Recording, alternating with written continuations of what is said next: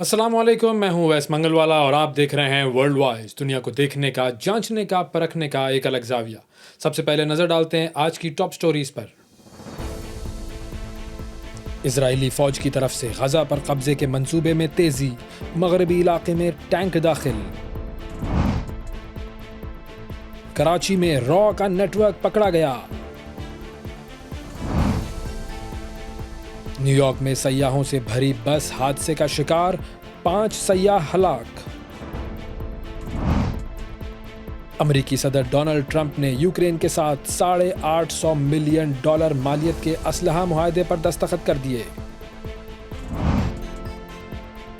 और freedom flotilla का एक और मिशन, 4 पाकिस्तानी भी शामिल।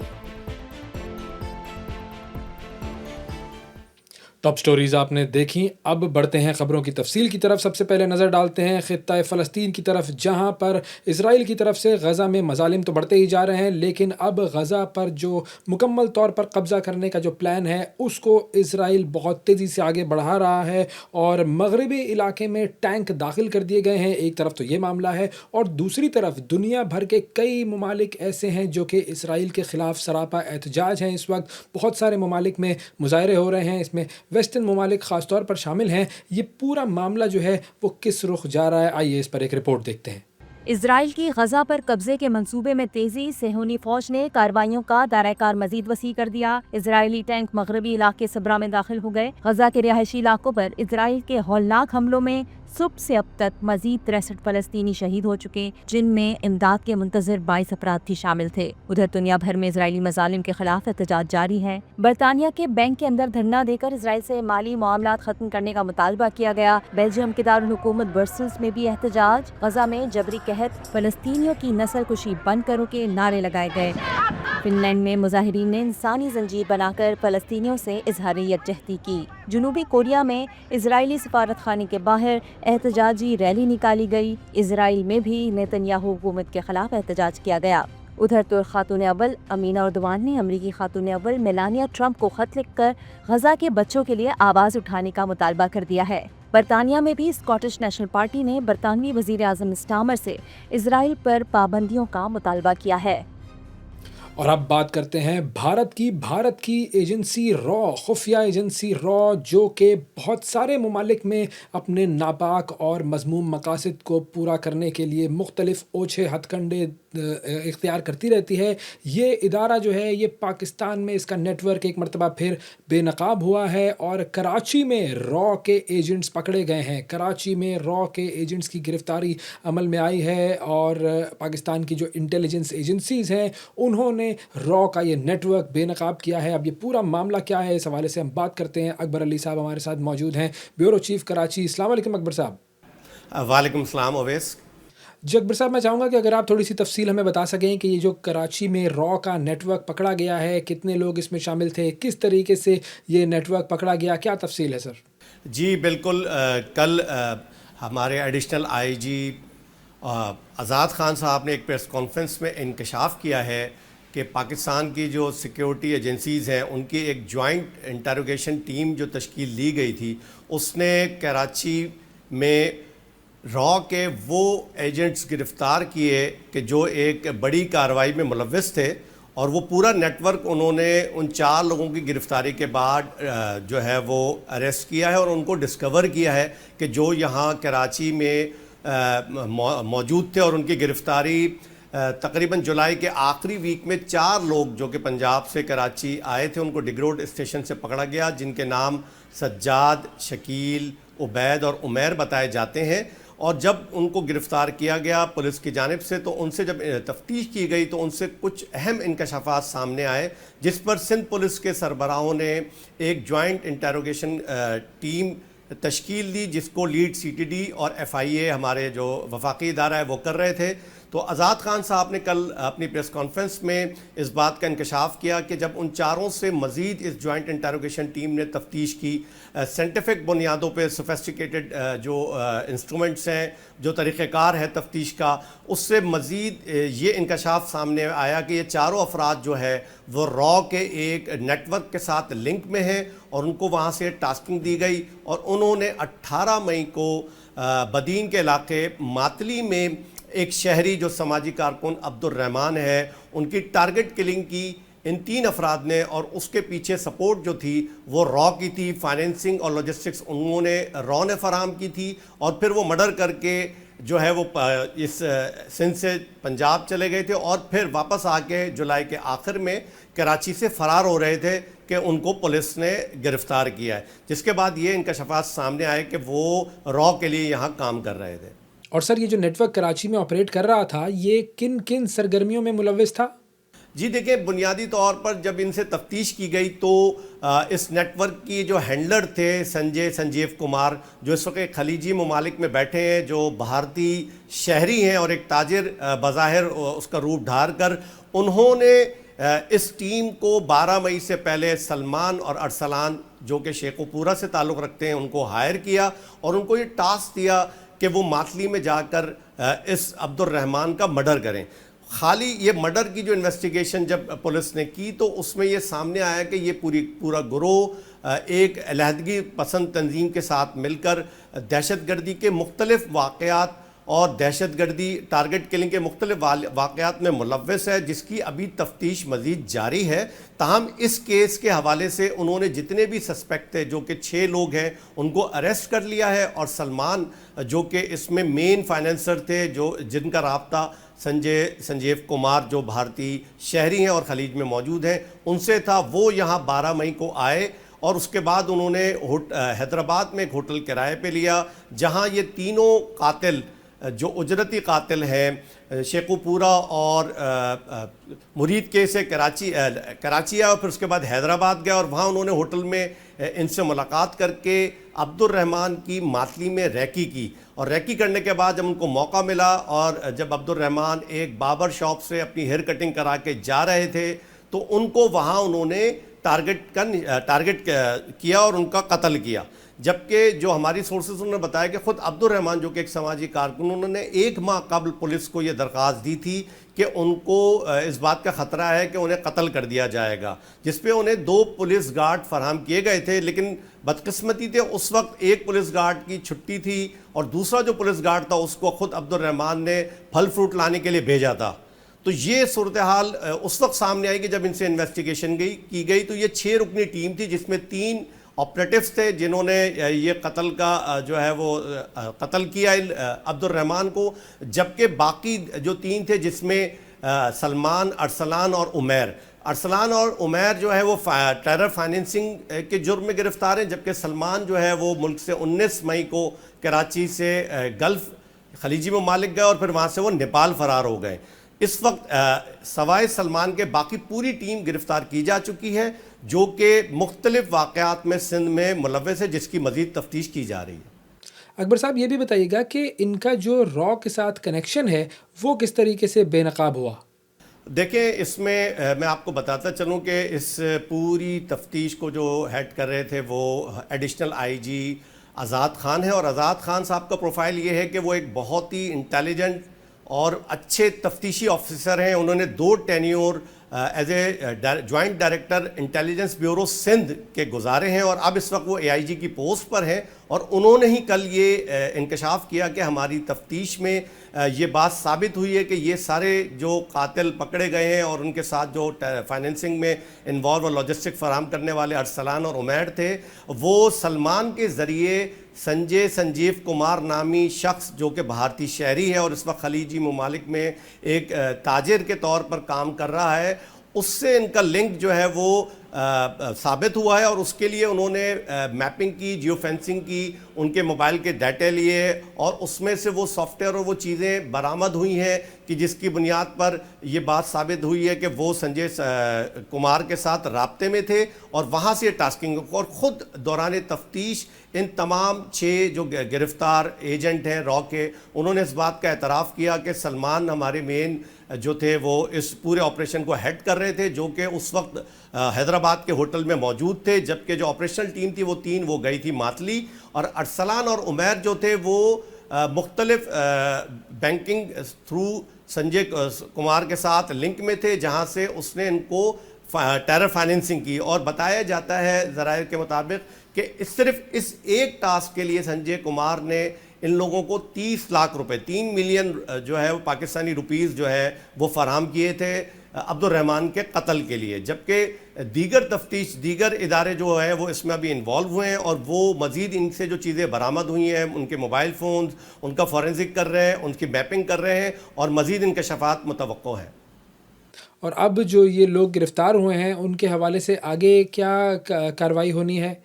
دیکھیں، بنیادی طور پر اس کو تھوڑا سا اویس سمجھنے کی ضرورت ہے کہ جو ہمارا آپریشن بنیان مرصوص ہوا تھا انڈیا کی جانب سے ہم پر جو جارحیت کی گئی تھی اس کے جواب میں، اور اس میں جس ہزیمت کا انڈیا کو سامنا کرنا پڑا ہے، اس کے بعد سے یہ ہمارا پڑوسی ملک مسلسل جو ہے وہ اس طرح کی بزدلانہ کارروائیاں کرنے کی کوشش کر رہا ہے پاکستان کی حدود میں، اور مختلف ہینڈلرز کے ذریعے اس کی کوشش ہے کہ نامنی دہشت گردی کی کارروائیاں اور جاسوسی کے ذریعے پاکستان میں افراتفری پھیلائے، اس کے لیے وہ مختلف نیٹ ورک، مختلف ذرائع استعمال کر رہا ہے۔ خود آزاد خان صاحب جو ہمارے اے آئی جی ہیں، انہوں نے اپنی نیوز کانفرنس میں اس طرف اشارہ کیا کہ را اس حوالے سے پوری دنیا میں یہ شناخت رکھتی ہے کہ وہ اس طرح کے آپریشنز کرتی آئی ہے۔ اور ویسے اگر آپ کو یاد ہو کہ کینیڈا میں بھی ایک سکھ رہنما کا اس طرح کا قتل انہوں نے کیا، اس میں وہ ملوث تھے اور ان کا پورا نیٹ ورک پکڑا گیا۔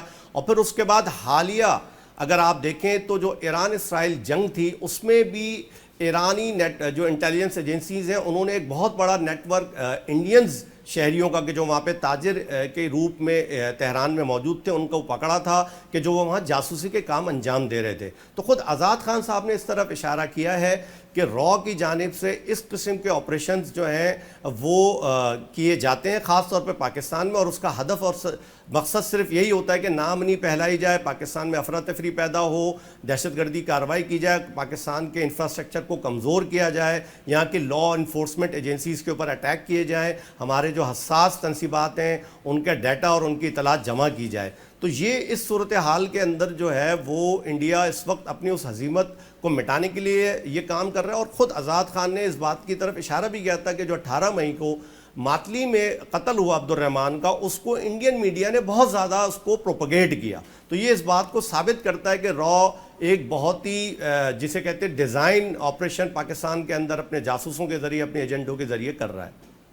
بہت شکریہ ادا کریں گے، اکبر علی صاحب ہمارے ساتھ موجود تھے اور بات ہو رہی تھی کراچی میں را کا نیٹ ورک بے نقاب ہوا ہے، اس نیٹ ورک کو پکڑ لیا گیا ہے ہمارے انٹیلیجنس اداروں نے، اور اب ایک مرتبہ پھر دنیا کے سامنے ہم یہ بات بالکل کھول کر رکھ سکتے ہیں کہ انڈیا کس طریقے سے پاکستان میں دہشت گردی کی جو کارروائیاں ہیں اس میں ملوث ہے۔ آگے بڑھتے ہیں اور رخ کرتے ہیں امریکہ کا، جہاں پر نیو یارک میں ایک بس حادثہ پیش آیا ہے۔ ٹورسٹ کی یہ بس تھی اور اس بس میں تقریباً 50 کے قریب جو سیاح ہیں وہ سوار تھے، اور ان کا جو ٹرپ تھا وہ بیسیکلی یہ ٹرپ تھا کہ جس میں امریکہ اور کینیڈا کا جو بارڈر ہے وہاں پر قائم ہے مشہور آبشار جس کا نام ہے نیاگرا فالز۔ ساری دنیا سے لوگ اس آبشار کو دیکھنے کے لیے آتے ہیں، تو یہ بھی ٹورسٹ سے بھری ہوئی ایک بس تھی جو کہ وہاں پر جا رہی تھی، اور جو حادثہ پیش آیا ہے اس میں 5 سیاح جو ہیں وہ ہلاک ہوئے ہیں اس حادثے میں۔ اب جو میڈیا رپورٹس ہیں وہ یہ بتاتی ہیں کہ واپس نیو یارک شہر آتے ہوئے ہائی وے پر بس کا جو توازن بگڑا ہے، اور اس کی وجہ سے پھر وہ جو بس ہے وہ حادثے کا شکار ہوئی ہے، جس میں 5 افراد ہلاک ہوئے ہیں، اور یہ جو لوگ ہلاک ہوئے ہیں اس میں چینی، بھارتی اور فلپائن کے سیاح شامل تھے، اور دیگر جو سیاح ہیں انہیں معمولی زخم آئے ہیں، ان کو فوری طبی امداد جو ہے وہ فراہم کر دی گئی تھی۔ اچھا، اب اس میں ایک اور چیز یہ بھی سامنے آئی ہے کہ جو ڈرائیور تھا اس بس کا وہ حادثے میں محفوظ رہا ہے، اور اس ڈرائیور کو پولیس نے اپنی کسٹڈی میں لے لیا ہے تاکہ اس سے مزید معلومات حاصل کی جا سکیں، مزید تفتیش کی جا سکے کہ یہ حادثہ جو ہے وہ کس طریقے سے پیش آیا تھا۔ امریکہ سے ہی ایک اور خبر آپ کے لیے پروگرام میں شامل کرتے ہیں، بات کرتے ہیں ڈونلڈ ٹرمپ کی اور روس یوکرین تنازع کی۔ ڈونلڈ ٹرمپ ایک طرف تو روس اور یوکرین کی جو جنگ ہے اس کو ختم کروانے کی کوششیں کرتے ہوئے نظر آ رہے ہیں، لیکن اس کے ساتھ ہی ساتھ انہوں نے یوکرین کے ساتھ ایک معاہدہ کیا ہے، اور یہ معاہدہ ہے اسلحے کی فراہمی کا۔ جی بالکل، 85 کروڑ ڈالر مالیت کا یہ اسلحہ ہے جو کہ امریکہ کی طرف سے فراہم کیا جائے گا یوکرین کو، اور اس اسلحے میں کیا کیا شامل ہے یہ میں آپ کو بتاتا ہوں۔ اس میں ہے جی 3350 جدید میزائل جو کہ امریکہ کی طرف سے فراہم کیے جائیں گے یوکرین کو، اور مالیت ان کی ہے 85 کروڑ ڈالر۔ جی اب یہ جو امریکی اخبار کی ایک رپورٹ ہے اس کے اندر یہ ساری تفصیل سامنے آئی ہے کہ یہ معاہدہ جو ہے اس پر ڈونلڈ ٹرمپ نے دستخط کر کر دیے ہیں. یہ جو میزائلز ہیں ان کی جو رینج ہے وہ ہے تقریباً 180 سے لے کر اور 250 کلومیٹر کے درمیان. اور یہ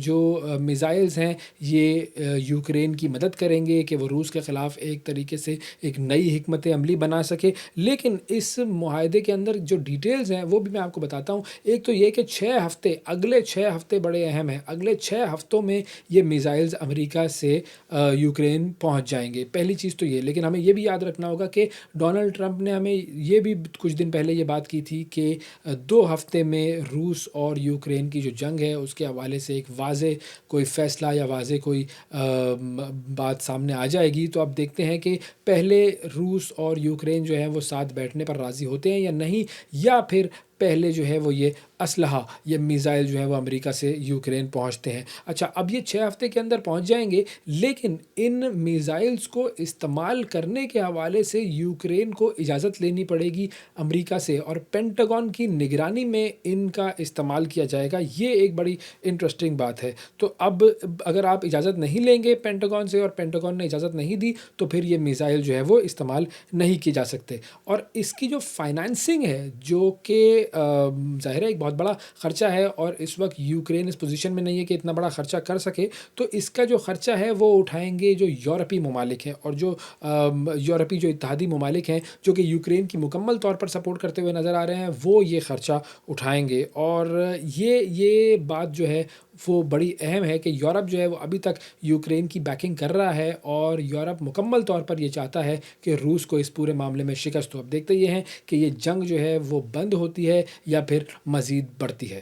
اب بات کرتے ہیں فلسطین کے حوالے سے. اقوام متحدہ کا بڑا اہم بیان سامنے آ گیا ہے جس میں اقوام متحدہ نے غزہ کو قحط زدہ علاقہ قرار دے دیا گیا ہے. اور یہ بات ہم سب جانتے ہیں کہ یہ قحط جو ہے وہ وہاں پر کریٹ کیا گیا ہے. یہ کوئی ایسا قحط نہیں ہے جو کہ نیچرلی آیا ہو. یہ قحط اسرائیل کی طرف سے وہاں پر لایا گیا ہے، اور اسرائیل جو ہے وہ اس قحط کا سب سے بڑا مجرم ہے. یہ بات ساری دنیا جانتی ہے، لیکن اسرائیل کی طرف سے ہم جو رویہ دیکھتے ہیں، جو بیہیویئر دیکھتے ہیں، وہ یہ ہے کہ اسرائیل جو ہے وہ کئی مہینے وہاں پر امداد کے حوالے سے کوئی بھی ٹرک یا کسی بھی قسم کی امداد جانے نہیں دیتا. بہت سارے ہم نے مشنز دیکھے ہیں، فریڈم فلوٹیلا کے مشنز، جس میں بحری جہاز اور مختلف ممالک کے لوگ جو ہیں وہ بحری جہاز میں کچھ امداد کا سامان لے کر جاتے ہیں، اور ان کے ساتھ جو سلوک کیا جاتا ہے اسرائیل کی طرف سے وہ بھی ہمارے سامنے ہے کہ کس طریقے سے ان لوگوں کو گرفتار کیا جاتا ہے اور کس طریقے سے ان لوگوں کو ابڈکٹ کر کے اور پھر اس کے بعد وہاں سے جو ہے وہ اپنے ممالک بھجوا دیا جاتا ہے. اب ایک اور مشن روانہ ہو رہا ہے، فلوٹیلا مشن. ایک اور مشن ہے جو کہ روانہ ہو رہا ہے اور اس کا نام ہے جی گلوبل سمود فلوٹیلا. اب اس مشن میں کچھ پاکستانی بھی شامل ہے جو کہ وہاں پر جائیں گے اور غزہ میں امداد لے جانے کی کوشش کریں گے. اس مرتبہ کئی ممالک ایسے ہیں جو کہ اس مشن میں شامل ہیں اور کئی جہاز ایسے ہیں جو کہ اس مشن میں ساتھ جا رہے ہیں. ہمارے ساتھ ڈاکٹر محمد اسامہ موجود ہیں جو کہ پیشے کے لحاظ سے ڈاکٹر ہیں اور اس کے علاوہ پیلسٹائن کاز کے لیے بھی کام کرتے ہیں. شعیب ابی طالب ایک آرگنائزیشن انہوں نے بنائی ہوئی ہے، اس کے سربراہ ہیں. ان سے ہم بات کرتے ہیں. ملیشیا سے اس وقت وہ ہمیں جوائن کر رہے ہیں، اور یہ جو گروپ ہے یہ اس وقت ملیشیا میں موجود ہیں تاکہ اس فلوٹیلا مشن کا حصہ بن سکے. السلام علیکم. وعلیکم السلام. بہت شکریہ ڈاکٹر محمد اسامہ صاحب، آپ نے پروگرام کے لیے وقت نکالا اور بڑے آپ ایک اہم مشن پر جا رہے ہیں. سب سے پہلے تو ہماری طرف سے دعائیں، اللہ تعالیٰ آپ کو کامیاب کرے. مجھے یہ بتائیے گا کہ یہ جو گلوبل سمود فلوٹیلا ہے یہ مشن کیا ہے؟ کس نے اس مشن کا آغاز کیا؟ کس نے انیشیٹ کیا اس مشن کو؟ Global Sumud flotilla basically 4 organizations ہیں، جس میں سموتھ نوسانتر ہے جس کے اندر 8 ساؤتھ ایشین کنٹریز ہیں. اس کے علاوہ مغرب اسٹیٹ فاسٹنس فلوٹیلا ہے.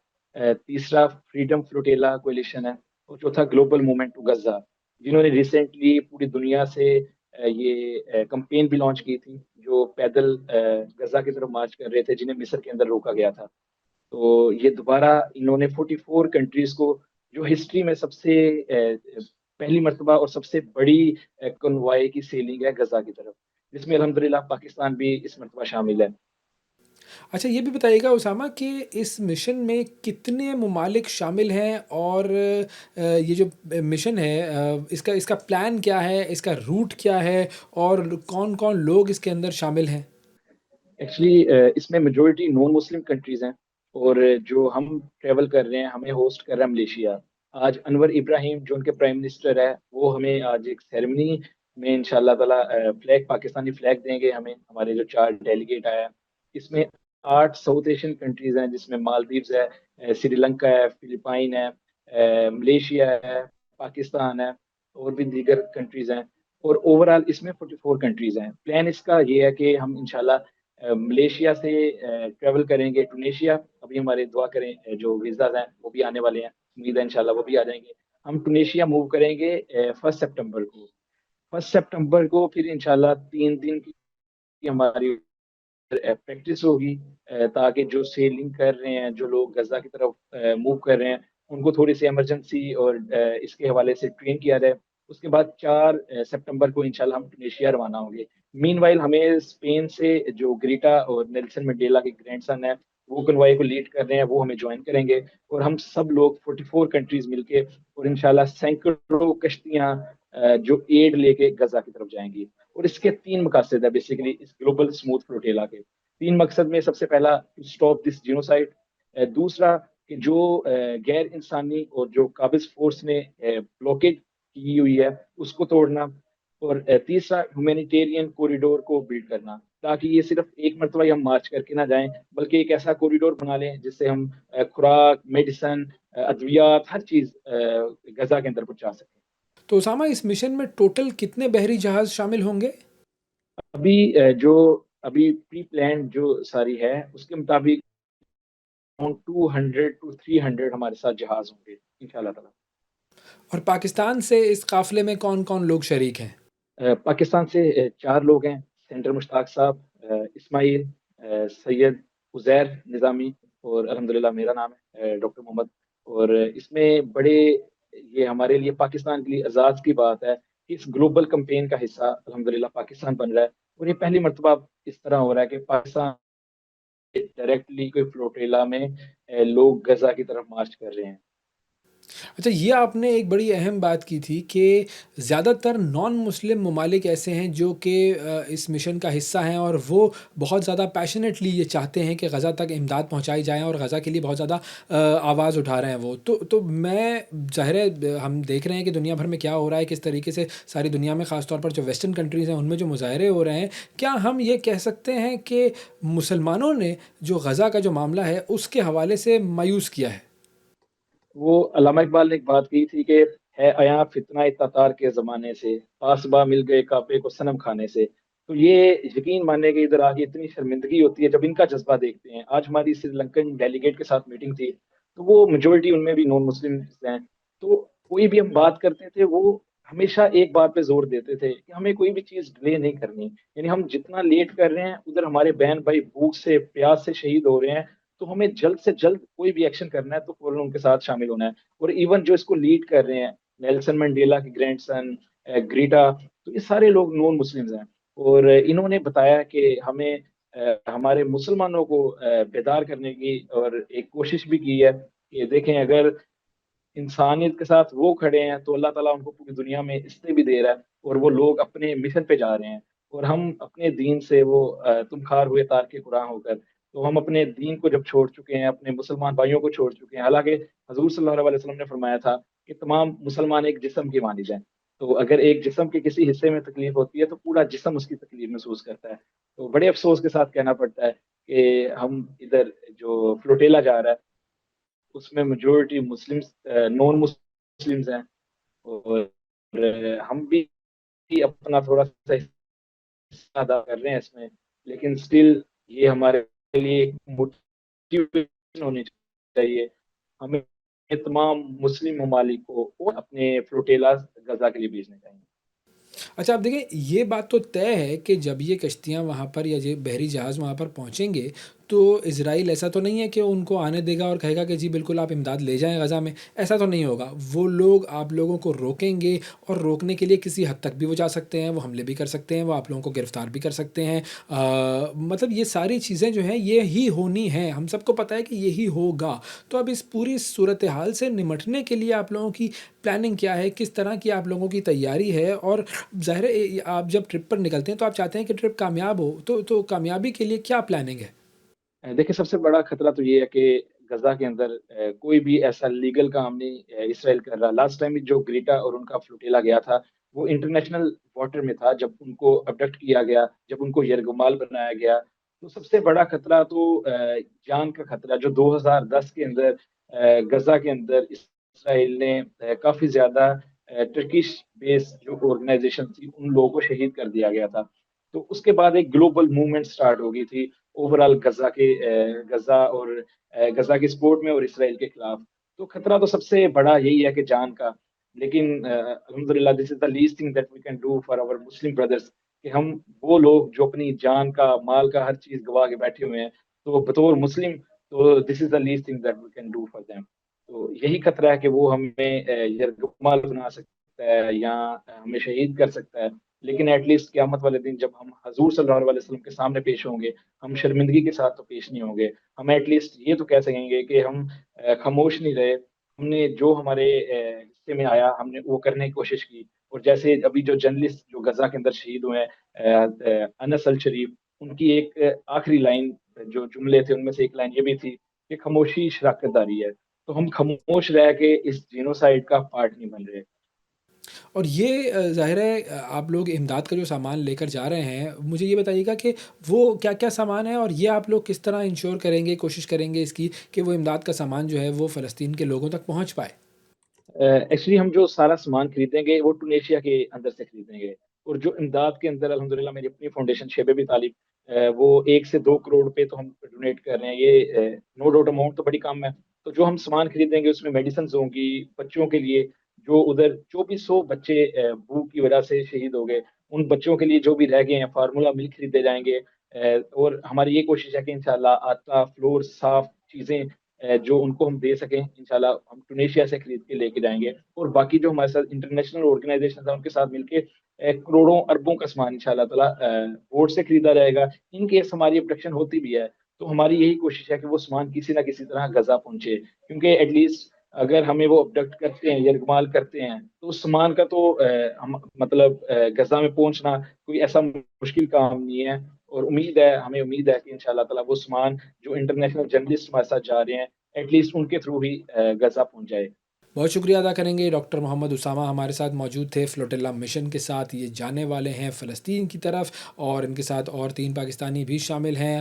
ہماری دعا یہ ہے کہ اللہ تعالیٰ ان تمام لوگوں کو اپنے مشن میں کامیاب کرے. اور دوسری دعا یہ بھی ہے جو کہ اور زیادہ ضروری دعا ہے, وہ یہ کہ جو مسلمان ممالک ہیں مسلمانوں کو اللہ تعالیٰ خاص طور پر جو ہے وہ اس پورے غزہ کے معاملے کے حوالے سے غیرت عطا کرے تاکہ مسلمان جو ہیں وہ بھی اس پورے معاملے کے لیے اٹھ کھڑے ہوں. اور اب رخ کرتے ہیں جی پولینڈ اور جرمنی میں ایک تنازع چل رہا ہے. یہ تنازع کیا ہے, ریفیوجیز کی صورتحال وہاں پر کیا ہے, اس حوالے سے ہم بات کرتے ہیں. شاہد امیر صاحب ہمارے ساتھ موجود ہیں, ہمارے نمائندے جو کہ جرمنی سے ہمیں جوائن کر رہے ہیں. السلام علیکم شاہد امیر صاحب, بہت شکریہ آپ کا پروگرام کے لیے, آپ نے وقت نکالا. اب میں چاہوں گا کہ تھوڑا سا اگر آپ ہمیں بیک گراؤنڈ انفارمیشن دے سکیں کہ یہ جو پولینڈ اور جرمنی کا جو تنازع ہے یہ کس بات پر ہے, کیا تنازع ہے, ایشو کیا ہے.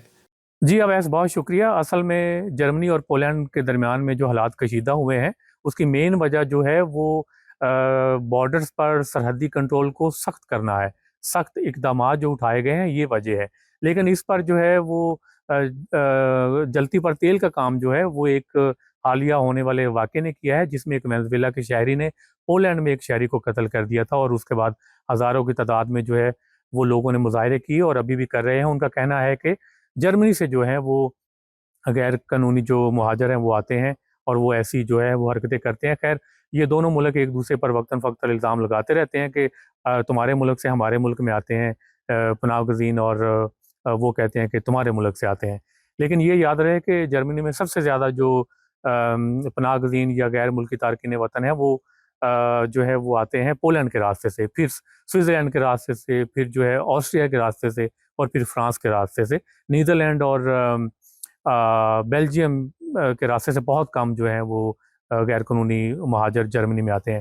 تو اصل میں جب 2023 میں جرمنی نے یہ بارڈرز کے قانون کو سخت کیا تھا تو اس وقت پولینڈ نے بھی جرمنی کے ساتھ اور لیتھوینیا کے ساتھ اپنے جو بارڈر ہیں ان کو سخت کر دیا تھا.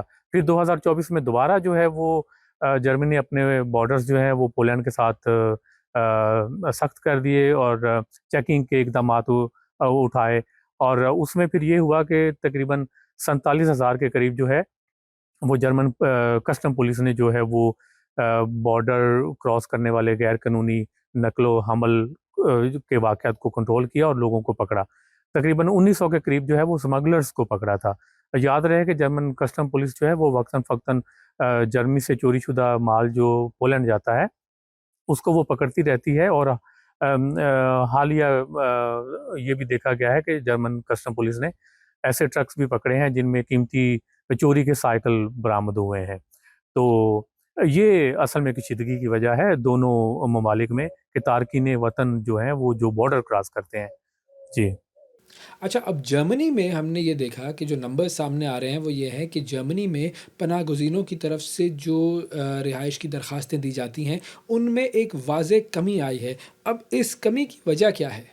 जी, दरख्वास्तों में कमी की एक बड़ी वजह ये है कि जर्मनी ने ये पिछले कुछ सालों में, हालिया सालों में 2,20,000 के करीब लोगों को कहा था कि जर्मनी छोड़ दो। ख़ैर उनमें से जो हैं वो काफ़ी कानूनी तरीके ही इस्तेमाल करके अभी भी जर्मनी में मौजूद है। इसके अलावा मैं आपको बताऊँ कि जो बहर रूम के रास्ते हैं या बाल्कन रास्ते हैं, यानी बाल्टिक स्टेट के ज़रिए से जो लोग आते हैं, उनमें जो है वो बिलतरतीब आप कह सकते हैं कि 57% और 79% के करीब जो है वो महाजरीन के आने में जो है वो कमी हुई है।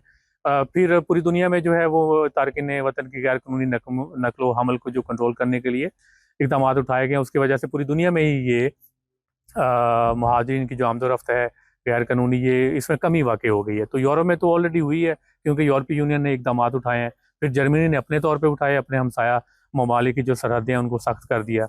तो इसमें जो है वो बिल्कुल बहुत ज़्यादा कमी हुई है। अगर अदाद-ओ-शुमार की मैं बात करूँ तो 2023 में जो है तकरीबन 16,000 के करीब जो है जर्मनी ने लोगों को मुल्क बदर किया था। 2024 में 20,000 लोगों को तकरीबन, और अभी तक जो है वो 2025 में 11,500 या 12,000 के करीब जो है वो लोगों को मुल्क बदर किया गया है। इसके अलावा जो मौजूदा गवर्नमेंट है उसने दाएँ बाजू की जो पॉलिसीज़ हैं, जो वो जर्मनी में तेज़ी से तरक्की पकड़ रही हैं, इस बुनियाद पर कि वो गैर कानूनी तारकिन वतन को मुल्क में आने नहीं देना चाहती, इस पॉलिसी पे। तो मौजूदा गवर्नमेंट ने भी, जो फ्रीडरिश मेर्ज की गवर्नमेंट है CDU की, उन्होंने सियासी इक़दाम उठाए हैं और जो तारकिन वतन की नकलो हमल है और बॉर्डर्स की सख्ती और कंट्रोलिंग को मज़ीद बढ़ाया है।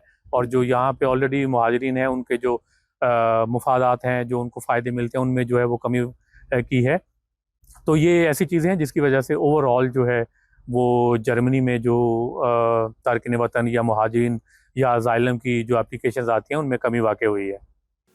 और अब अगर हम पोलैंड की बात करें तो पोलैंड ने गैर कानूनी जो तारकीन वतन हैं उनको रोकने के लिए किस तरह के इक़दामात किए हैं? जी, बिल्कुल मुअत्तद इक़दामात उठाए हैं। उससे पहले मैं आपको ये बता दूँ कि 2025 के आगाज़ तक जो है वो तकरीबन 1 मिलियन के करीब गैर यूरोपी शहरी, आप कह सकते हैं कि आर्ज़ी पनाहगज़ीनी के कानून के तहत पोलैंड में मौजूद हैं। अभी भी मौजूद हैं। इनकी तादाद तकरीबन 1 मिलियन है और ये यूक्रेन से ताल्लुक़ रखते हैं, यूक्रेनियन हैं। ज़ाहिर है यूक्रेन और रशिया के दरमियान जो है वो जंग है, तो इस वजह से ये यहाँ पर मौजूद हैं। उसके अलावा जो है कानूनी और सियासी इक़दामात भी जो है वो उठाए गए हैं। 1 जून 2025 में जो है पोलैंड में एक कानून लागू किया गया है कि जो लोग गैर कानूनी मुलाज़मत करते हैं, स्ट्रीट लैंग्वेज में आप उसको कह सकते हैं कि काला काम करते हैं, और उन पर जो है वो भारी जुर्माने रख दिए गए हैं। 3,000 से 50,000 ज़ालोटी उनको जुर्माना होगा। पोलिश ज़ालोटी जो है वो लोकल करेंसी है पोलैंड की। वैसे यहाँ पे पोलैंड में यूरो भी चलता है। और इसके अलावा जो है वो पोलैंड ने तकरीबन बेलारूस के साथ जो सरहद है उस पर 400 किलोमीटर लंबी जो है वो दीवार तमीर की है, ताकि गैर कानूनी जो तारकिन वतन की नकलो हमल है उसको कंट्रोल किया जा सके, कम किया जा सके, रोका जा सके। तो ऐसे इक़दामात जो हैं वो उठा रही है पोलैंड। ज़ाहिर है जर्मनी के साथ भी उन्होंने जो सरहदी निगरानी है उसको सख्त किया है। और फाइनली ये भी बताइएगा शाहिद अमीर साहब कि ये जो पनाह गुज़ीनों का जो बहरान है उसमें जो कमी आई है, उसके हवाले से जो अवाम है, उनका क्या रद्द-ए-अमल है? जो इस सवाल का जवाब है वो ये है कि ज़ाहिर है लोग खुश हैं। वो ये कहते हैं कि हाँ, यहाँ पे फ़ॉरेनर्स जो हैं वो कम हैं, तारकिन वतन मुहाजिर जो हैं उनमें कमी हो रही है। हमारी गलियों में, बाज़ारों में जो है वो थोड़ी स्टेबिलिटी, ऑर्गेनाइजेशन देखने में आ रही है।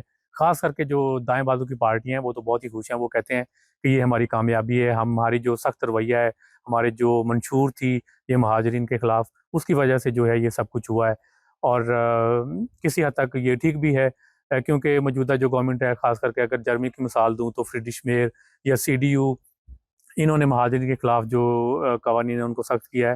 حالانکہ یہ ایک ایسی پارٹی تھی پچھلے سالوں میں جو اینگلا میرکل تھی, ان کو جو ہے وہ اسٹریٹ لینگویج میں جو وہ کہا جاتا تھا کہ یہ ماما میرکل ہیں, یعنی کہ یہ مہاجرین کی جو ہیں وہ ماں ہیں, ماما ہیں, دادی ہیں. تو لیکن اب وہی پارٹی جو ہے وہ مہاجرین کے خلاف جو قانون ہے ان کو سخت کرنے پر مجبور ہو گئی ہے, اس وجہ سے کہ یہ دائیں پارٹی کی جو دائیں بازو کی جو پارٹیاں ہیں یہ اپنے اس منشور کے تحت تیزی سے جو ہے وہ مقبولیت پکڑ رہی ہیں کہ مہاجرین کو روکا جائے, یہ یہاں پہ کرائم کرتے ہیں وغیرہ وغیرہ. تو اس وجہ سے یہ میں آپ کو ایک اور بھی بات بتاؤں کہ پولینڈ میں بالکل ایسا ہی ہے, دائیں بازو کی پارٹیاں جو ہیں وہ ترقی کر رہی ہیں. تو انہوں نے بھی جو ہے وہ اقدامات سخت کیے ہیں, تو عوام کا رد عمل ایسا ہی ہے تقریباً ملا جلا پورے یورپ میں. میں آپ کو یہ بتا دوں کہ یہ جو لہر ہے نسل پرستوں کے جو گروپ ہیں, اور آپ کہہ سکتے ہیں کہ ڈسکریمنیشن یا ریسزم کو لے کر چیزیں ہیں, یہ ایک پورے یورپ میں یہ لہر ہے. آپ اس کو جرمنی یا پولینڈ کے ساتھ نہیں جوڑ سکتے. اور میں آپ کو بتاؤں کہ یہ آنے والے وقت میں جو ہے یہ اس کا جو گراف ہے یہ بلندی کی طرف جائے گا, یہ اور زیادہ طول پکڑے گی. خیر یہ ایک اور دوسری بحث ہے, اس پر بھی کسی وقت جو ہے ہم بحث کریں گے, بات کر سکتے ہیں.